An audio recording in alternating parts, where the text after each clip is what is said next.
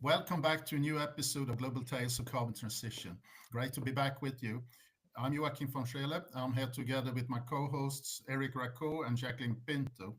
And today we Great. have a very, very interesting guest here, and I'm sure you will enjoy this episode a lot because it touches upon small nuclear reactors, the small modular nuclear reactors, nuclear energy. It's a topic that is both fascinating and a lot of people have a lot of opinions about. And lately there has been a lot of discussion about how this also can play an important role when it comes to the carbon transition. And we have the great pleasure of having Michael Hewitt with us. Michael is from ULC Energy. He's based in the Netherlands, but originally from the US, I think, Michael. Michael, can you please tell us a bit about your background, how and your journey into this? Yeah, thank you. Well, first of all, thank you for having me. I'm excited to talk about small modular reactors. So, a bit about my background. Well, I was a marine biology major, and at the time, Jacques Cousteau had a son, so there were no jobs doing the cool stuff. So, I kind of switched gears and ended up working on non-proliferation projects with the Russian Federation. So, essentially, trying to control fissile material after the fall of the Soviet Union to make sure it didn't get diverted. I then spent about 4 years as the deputy director of NATO's office in Moscow before moving to the Middle East and working in finance, making early stage investments for 10 years in the UAE. And while I was in the UAE, the capital Abu Dhabi was building 4 huge nuclear reactors.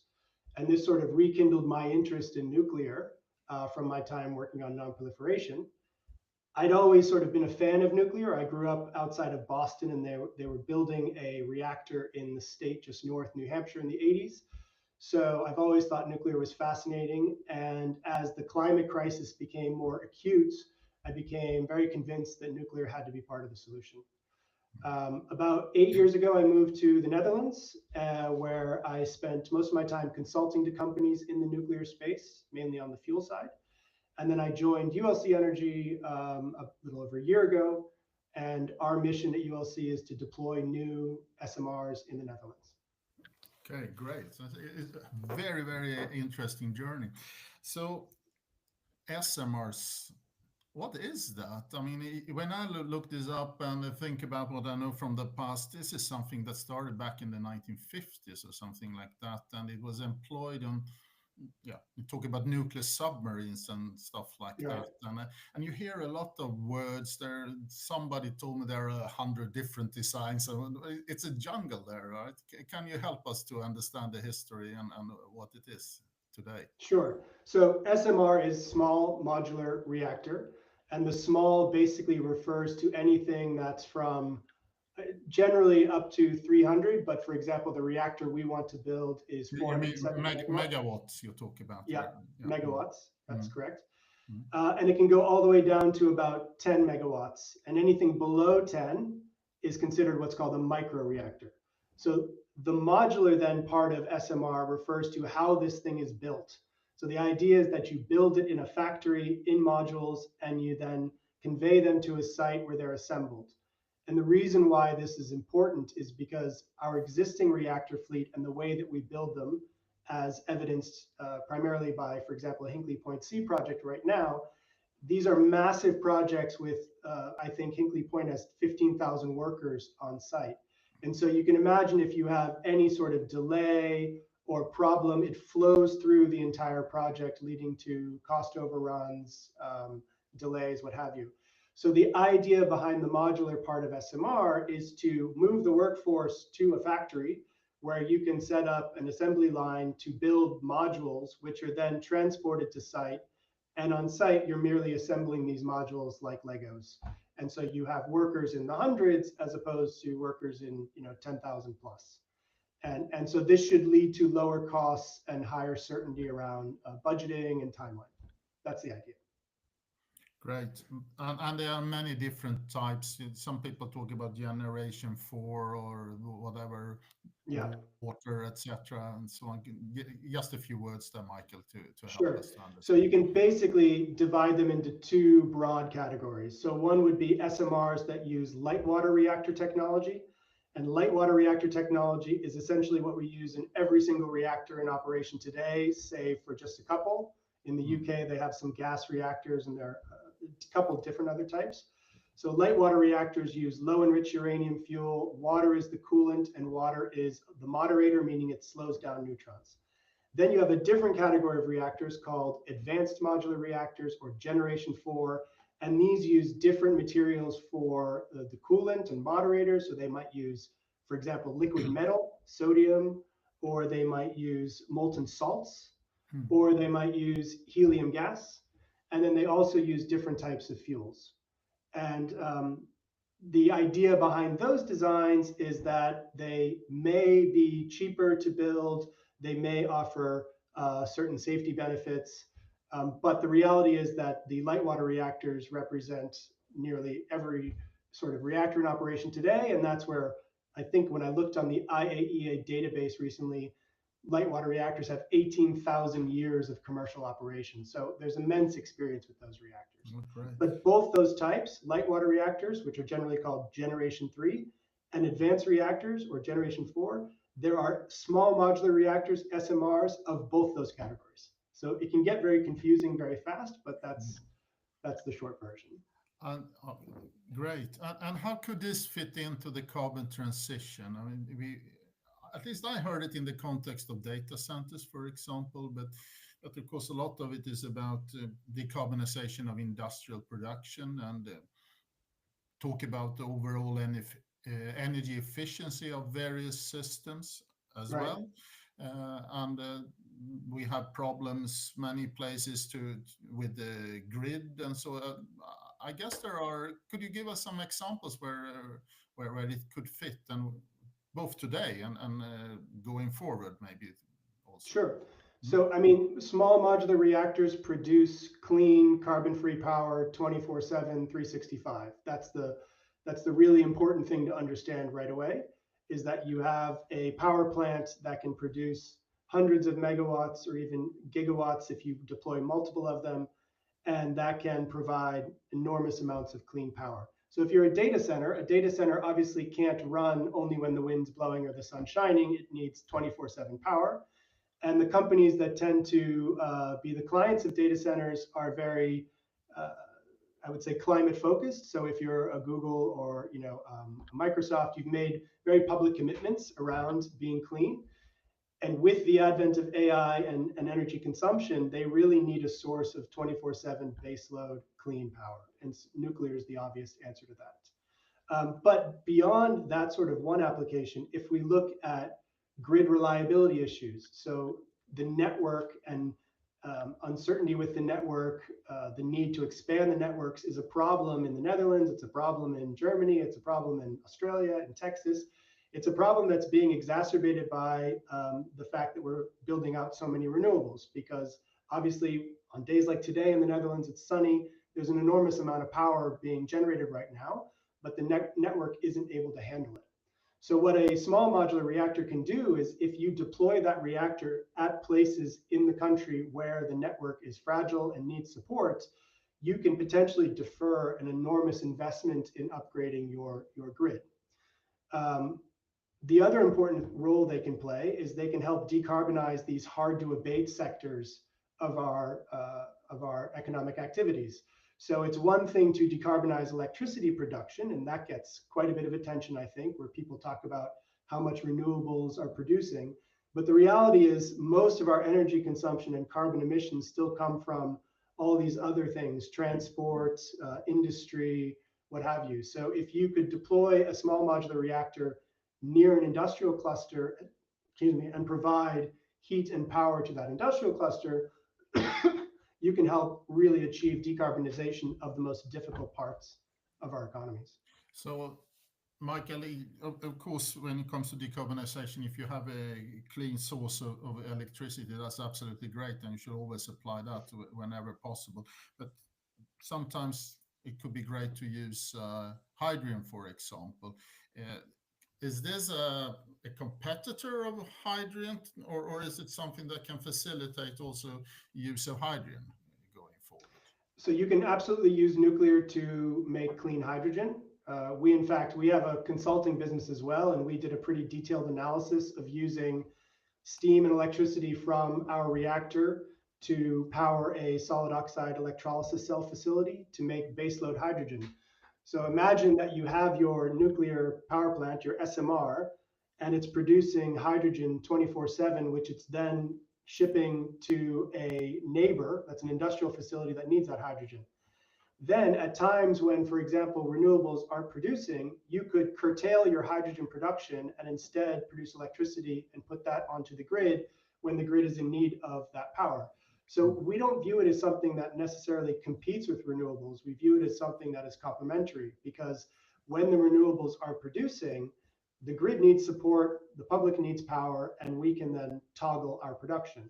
And we think that's a more efficient way, by making baseload hydrogen and then only shifting when the power is needed on the grid, as opposed to overbuilding renewables, making hydrogen, which then needs to be stored, transported, burned in a hydrogen ready turbine.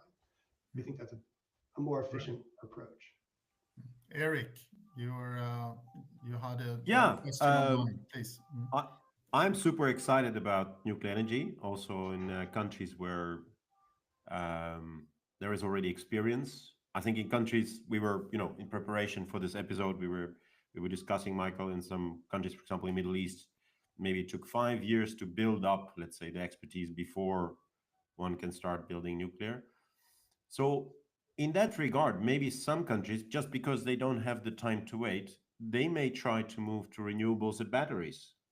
And at least some industry people saying the combination renewable and batteries are providing basically the same security that nuclear energy is supposed to provide. So the only advantage for nuclear is that it's, let's say, contained, and you immediately have, once you build it, power for 60 years. Mhm. But if you cannot wait to permit it and get it done, and so need to wait 10 years, renewables and batteries provides a much faster pathway to the badly needed energy. How do you see that conundrum? And then question two, should we not just wait for the fortune of fusion energy? If you read the newspapers, it's around the corner. And then, and to give you some numbers. So I think fusion energy, I've seen one consultant calculate for $50 per megawatt hour, kind of, it will be there eventually, right? So kind of, Mhm. so that's a number. And another number, uh, battery and renewables combination, can bring energy for anything between 80 to $120 per megawatt hour. Well, that's definitely below the Hinkley number I heard, which is, I think, over 120 pounds per megawatt plus inflation escalation. So I would say, just to challenge, should we Yeah. do renewables and batteries in some countries which don't yet have nuclear energy? And should we wait for fusion? What do you think, Michael?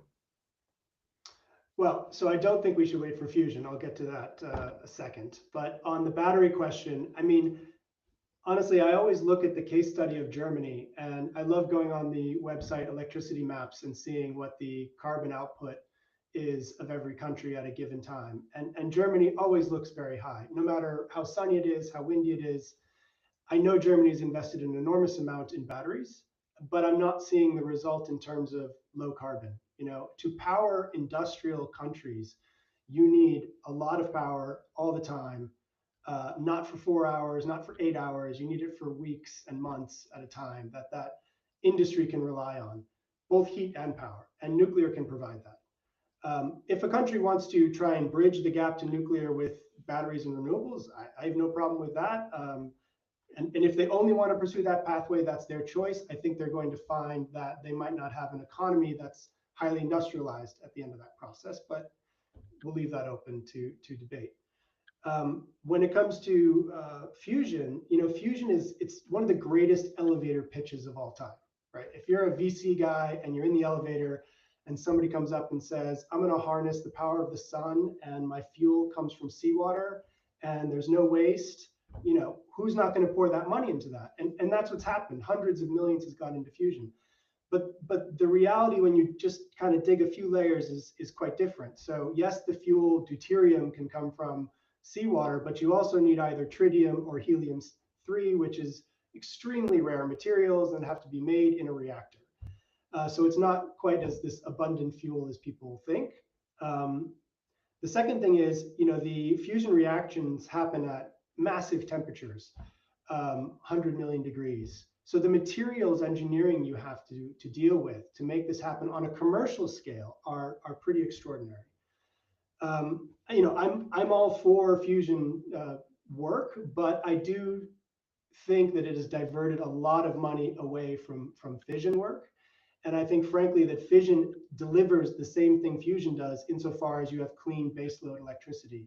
So I'd rather see us go with a solution that we've been using for 60 years and that by any objective measure is safe, and deploy that as soon as possible to achieve and help with our carbon ambitions, reduction ambitions, then try and chase the dream of fusion, which is essentially going to end up in the same place if it gets there. So those are my thoughts on those two issues. Michael, I'm interested. You just mentioned money, and I'm so interested in this money aspect when it comes to nuclear. And, how have you seen the financing landscape change when it comes to nuclear projects? Has it evolved? Are people putting money into nuclear? Are they not? I mean, we've got renewables heavily subsidized in some places, competing against nuclear, perhaps. So, how has that financing sort of evolved the landscape? Yeah, I think when it comes to technology development companies, there's been a lot of money pouring into SMR developers. So, there's 80, I think, different companies developing a version of a fission reactor. And all the big venture firms in Silicon Valley have picked, one or multiple companies to invest in. Family offices have invested in that. Even big tech companies like Google, have invested in some of these companies, Amazon as well, Microsoft. So Microsoft hasn't invested in a tech company, but it's invested in restarting a nuclear plant. So there's quite a bit of money chasing nuclear ambitions right now. I think it becomes trickier when you get to project development. So it's one thing to invest in technology development. It's a separate thing to actually then get to how do we build a nuclear power plant? Who's going to take that risk? How do we finance it? And I think there is where small modular reactors are trying to solve this intractable problem that the big reactors have faced, where they take so long to build with such uncertainty around cost and timing that financiers are reluctant to put money forward, and then you need government backing to make the whole thing happen, as we saw with Hinkley Point C. So small modular reactors are basically saying we're de-risking this by building everything in the factory. We can manage the quality, we can manage the production, we can reduce the workforce, and then also by assembling it on site, we can reduce the time that it takes to build it with fewer people, and narrow the uncertainty around the budget and timing. And that then gives comfort to financiers to come in and finance the project.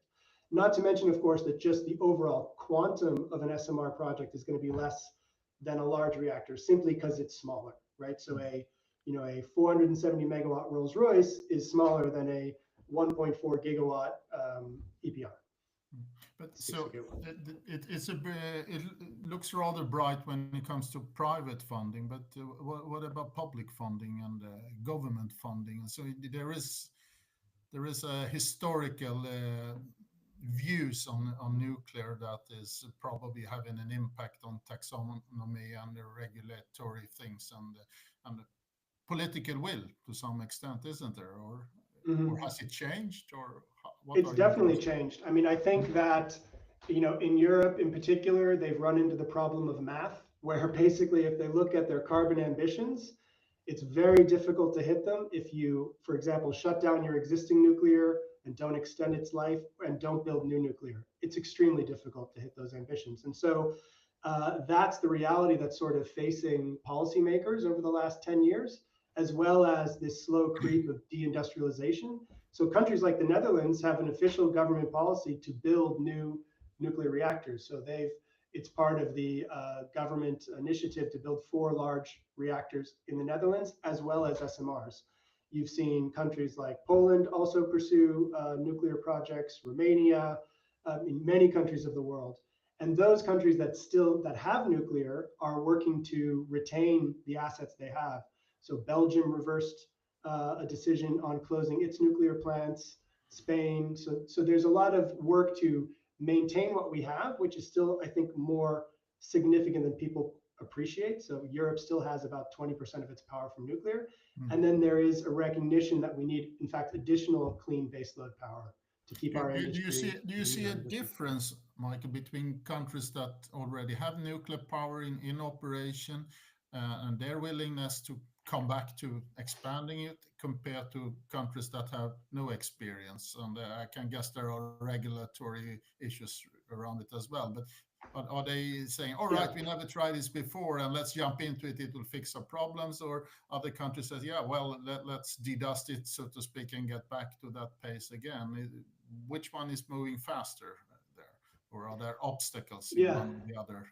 That's a good question. I mean, I haven't really ever thought about that, but I would say that actually some of the countries that don't have nuclear are more ambitious. Poland, for example, is very ambitious to build out nuclear. It burns a lot of coal, so it has an acute need for that sort of baseload clean power. And I think there are many countries in Europe where the population might not quite appreciate that there are still reactors in operation, right? I don't think people realize that, there are reactors in Belgium, Spain, Sweden, Switzerland, Finland, Netherlands, all these places have reactors. So, but countries like the Netherlands, which has historically used to have 2 reactors, now 1, it's obviously made this big move to go back into nuclear. A question before I pass on to Eric here. I mean, I used to live in China. China's building roughly 50 new big reactors as we speak here. Do you see a development for SMRs also in China?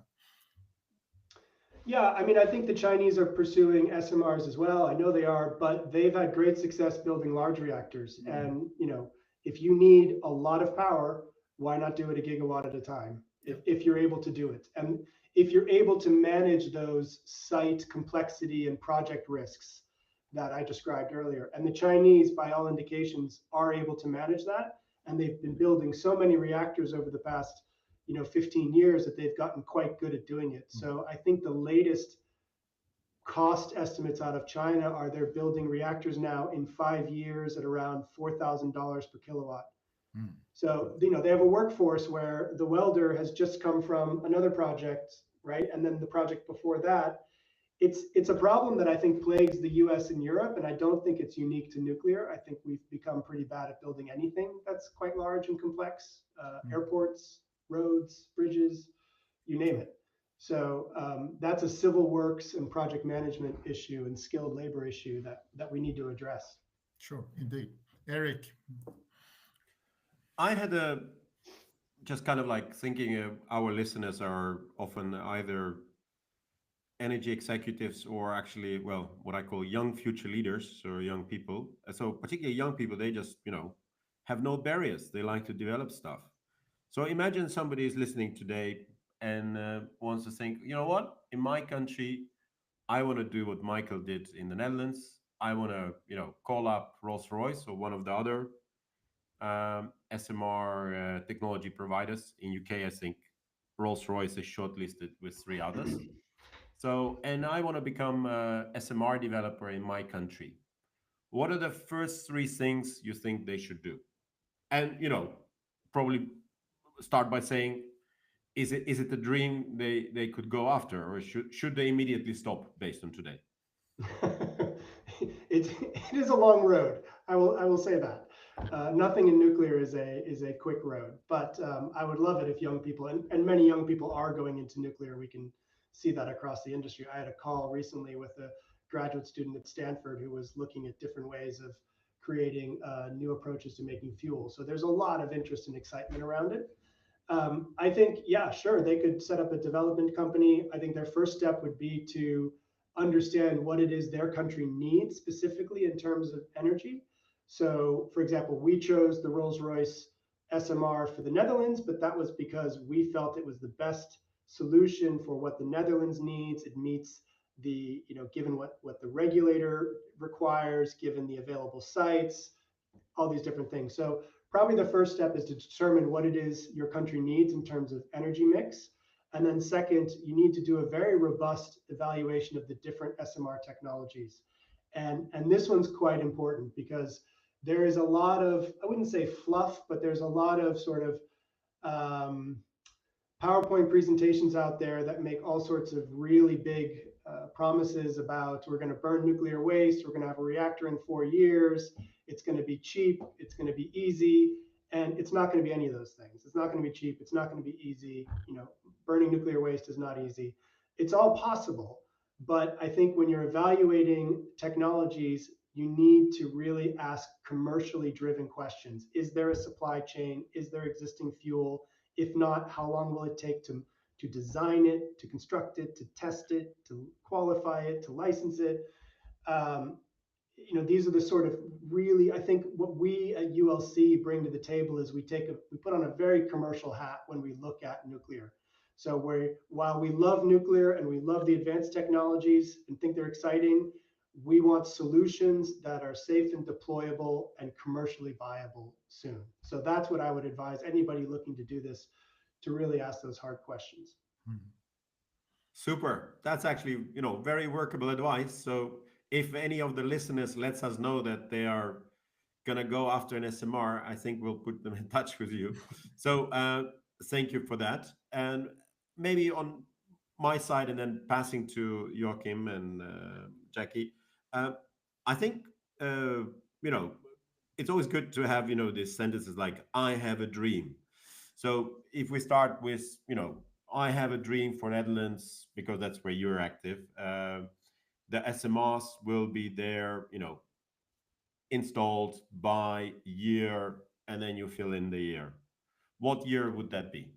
2035. Cool. Yeah. Then we have to have you back in our podcast at the latest in 2035 to talk how that dream went. So that was my Yeah, question. I think, That's to and I Joachim. think that's a realistic date, and it's a realistic date that some people might say, well, wait, there are these advanced reactors that are saying they'll do it in 2027 or 2029. Again, we are very realistic when it comes to nuclear. We understand, my partners and I understand the fuel supply chain extremely well. We know the realities of moving fuels, qualifying fuels, licensing reactors, and I think it's better to be accurate and to be honest about how long it's going to take to do some of these things than to promise the moon and then underdeliver. 2035 in energy. Yep. Good. Jacqueline, you got another question before we head up to the coffee machine, as we call it. I mean, I think just perhaps very quickly is that, everything you've said sounds incredible. I mean, I'm like nuclear today, but obviously we've got quite a few barriers, and I'm wondering how are you addressing the issue of public perception? That's one of the big issues around Yeah. nuclear, and how do we address this, issue of public perception? So there is a facility here in the Netherlands called Covra, which is where they store all the nuclear waste, and you can visit it. So I've taken a number of groups to this facility where you can literally stand on top of high-level nuclear waste. You can feel the floor; it's a bit warm. There's actually the radioactivity is exactly the same in that room as it is outside, even perhaps less. But I've taken groups there, and it's unbelievable to see how disarming it is because they go in there thinking The Simpsons, thinking green slime, thinking superheroes, and then they tour this facility. There are no fences, there's no guns. You walk in, a nice woman named Marika offers you a coffee. You walk around, there's like tapestries on the wall because the province where it's located, Zeeland, stores art there because it's climate controlled. And you leave, and one guy turned to me one time and said, like, that's it? This is the huge boogeyman of nuclear waste. That was it?